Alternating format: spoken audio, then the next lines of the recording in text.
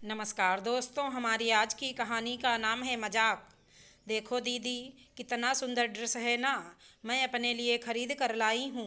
हेमंत जी ने दिलाया है। सुप्रिया ने अपनी ननद से कहा। अच्छा, कितने का है? बहुत ही सुंदर है। गीता ने ड्रेस को हाथ में लेकर देखते हुए कहा। 2000 का है दीदी। 2000 का नाम सुनकर गीता ने ड्रेस को एक तरफ रख दिया और अपनी माँ की तरफ देखने लगी। तभी सासू माँ ने सुप्रिया से कहा, अरे सुप्रिया, बातों से ही ननदों का पेट भरोगी। इनके लिए चाय नाश्ता तो लेकर आओ। कब से तुम्हारा इंतज़ार कर रही हैं। हाँ मम्मी जी, अभी लेकर आई। और सुप्रिया वहाँ से उठकर रसोई में चाय नाश्ते की तैयारी करने चल दी। यह क्या माँ, भाभी इतने महंगे महंगे सूट खरीदती हैं, आप कुछ कहती नहीं। गीता ने अपने दिल की बात अपनी माँ से कह दी। अब उसका पति दिला रहा है तो मैं क्या कह सकती हूँ।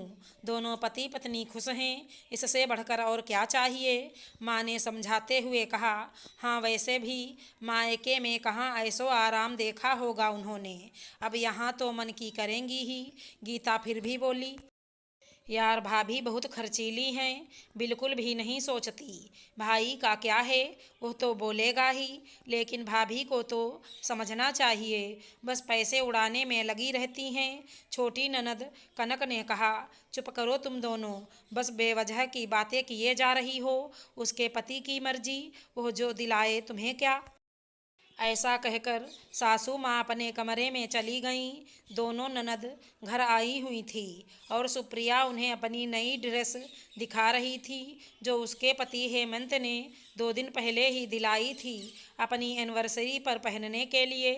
सुप्रिया का मोबाइल वहीं रखा हुआ था तो गीता ने मोबाइल उठा लिया और बिना उसकी इजाज़त के गैलरी खोलकर तस्वीरें देखने लगी। इतने में सुप्रिया उनके लिए चाय नाश्ता लेकर आई तो देखा कि दोनों ननदें मुंह छुपाकर हंस रही हैं और उनके हाथ में सुप्रिया का मोबाइल भी है और दोनों ही उसकी परमिशन के बगैर उसके मोबाइल की गैलरी में तस्वीरें देख रही हैं। सुप्रिया ने चाय नाश्ते की ट्रे लाकर टेबल पर रख दी। सुप्रिया ने देखा कि उसके मायके की तस्वीर गैलरी में खुली हुई हैं, जिसे देख देख कर दोनों हंसे जा रही हैं और वह भी उस तस्वीर को जो उसके दिल के बड़े करीब हैं। उस तस्वीर में उसके बाबा उसे साइकिल चलाना सिखा रहे थे। बाबा जिनकी सुप्रिया की शादी से 5 साल पहले मृत्यु हो चुकी थी। पिछली बार जब मायके गई थी तब यह तस्वीर एल्बम में से खींच कर लाई थी। भाभी आप बचपन में ऐसी खटारा साइकिल चलाती थी। कनक ने हंसते हुए कहा। ओह माय गॉड भाभी, कितना फनी है ये। और आपके बाबा ने ये क्या पहन रखा है, धोती कुर्ता, बिल्कुल गांव के देहाती लग रहे हैं। गीता भी अपने दांत छुपा ना सकी। वहाँ साइकिल पर घूमती थी और यहाँ देखो सारे ऐसो आराम। भाभी सचमुच आपकी तो किस्मत में 4 चांद लग गए इस घर की बहू बनकर। नहीं तो पता नहीं कैसे घर में जाती, जहाँ आपको गाय का गोबर भी उठाना पड़ता। यहाँ कार में घूमती हो, वहाँ साइकिल पर घूमती। और तो और आपको भी चूल्हे पर रोटियां बनानी पड़ती। यहाँ तो 2000 के सूट खरीदती हैं, वहाँ शायद तो 2 साड़ी में पूरा साल निकाल देती। पर सुप्रिया को ये मजाक बिल्कुल अच्छा नहीं लगा और उसने बोलना ही ठीक समझा। आप इस तरह मेरे मायके का मजाक नहीं उड़ा सकती दीदी। कम है या ज़्यादा है, हर माता पिता अपने बच्चों के लिए अपने स्तर पर बेहतर ही करते हैं। इसका मतलब ये नहीं कि आप किसी के भी माता पिता का मजाक उड़ाएं। अरे भाभी, आप तो नाराज हो गईं, हम तो मजाक कर रहे थे।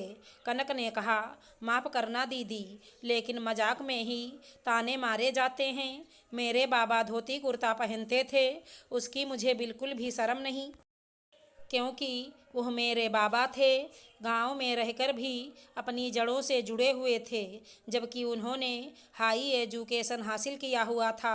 और रही बात इस साइकिल की, तो वह पहली साइकिल है जो मेरे बाबा ने मुझे खरीद कर दी थी। इसलिए आइंदा इसका मजाक मत बनाइएगा। मेरे बाबा इस दुनिया में नहीं हैं, तो इसका मतलब ये नहीं कि आपको ताने मारने का हक मिल गया। और ये क्या कह रही हैं आप? मायके में ऐसो आराम नहीं देखा। तो दीदी आपको बता दूं कि हर लड़की के लिए उसका मायका ही ऐसी जगह होती है जहाँ वो ऐसो आराम से रहती है, वरना ससुराल कितना ही ऊंचा क्यों ना हो, ताने सुनाने वाले तो हर जगह मौजूद होते हैं। सुप्रिया की बात सुनकर कनक और गीता सकपका गईं और सुप्रिया अपने कमरे में चली गई। वहीं सासू माँ, जो दरवाजे पर कब से उन लोगों की बातें सुन रही थी, दोनों को डांट कर चुप कराया। तुम लोगों को शर्म नहीं आती? यही संस्कार दिए हैं मैंने तुम्हें। आइंदा बहू से सोच समझ कर बोलना। हमारे बाद यहीं तुम दोनों का मायका है। तुम्हारे पास ऐसो आराम की ज़िंदगी है, तो इसका मतलब ये नहीं कि तुम किसी का भी मजाक बनाओ। ये सब शुरू से तो नहीं था। जब मैं शादी होकर आई थी तो मैं भी ऐसे ही घर में आई थी, जहाँ मुझे गाय का गोबर उठाना पड़ता था। फिर तुम्हारे पापा की दिन रात की गई मेहनत से धीरे धीरे सब कुछ हुआ है, इसलिए कद्र करना सीखो। आखिर दोनों ननद की बोलती बंद हो गई। कनक इतना ही बोली, मम्मी आप भाभी के लिए हमें डांट रही हो? वो इस घर की बहू हैं और हम बेटियां।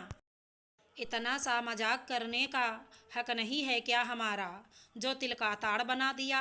अच्छा, सच में ये मजाक था। मजाक की भी एक गरिमा होती है और लोग मजाक के नाम पर ही सुनाते हैं। आखिर बहू के ऐसो आराम से तुम्हें जलन क्यों?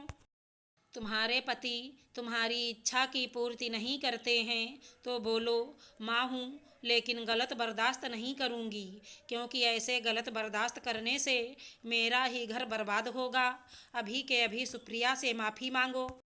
अपनी माँ का सख्त रवैया देखकर दोनों बहनों से कुछ कहते ना बना और दोनों ने सुप्रिया से माफ़ी मांग ली। पर वो दिन था और आज का दिन है। दोनों ने कभी भी अपनी भाभी पर ताना नहीं कसा। अगर हमारी कहानी पसंद आई है तो चैनल को लाइक शेयर सब्सक्राइब करें। धन्यवाद दोस्तों।